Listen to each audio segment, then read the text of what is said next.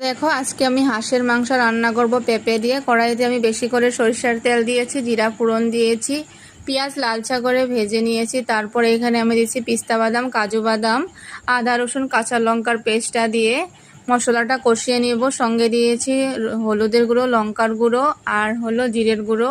পরিমাণ মতো নুন দিয়ে মশলা কষিয়ে মাংসটাও আমি ভেজে নিলাম। তারপরে এখানে রসুন আর পেঁপে দিয়ে দিলাম।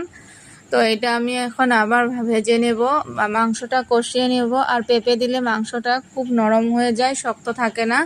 তো বাচ্চারাও খেতে ভালো পায়। তো আমার সোনামা বলছিল পেঁপে খাবে না, আলু দিতে, তাই ওর জন্য আমি 2 টুকরো আলু দিয়ে দিলাম।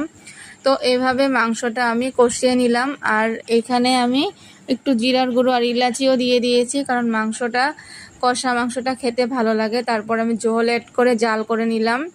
তো আমি ঝোলটা একদম কমিয়ে ফেলবো, মাখা মাখা করে রান্না করব। তো দেখো আমি সিক্রেট মশলা দিয়ে নামিয়ে ফেললাম। তোমাদের ভালো লাগলে লাইক কমেন্ট শেয়ার করো।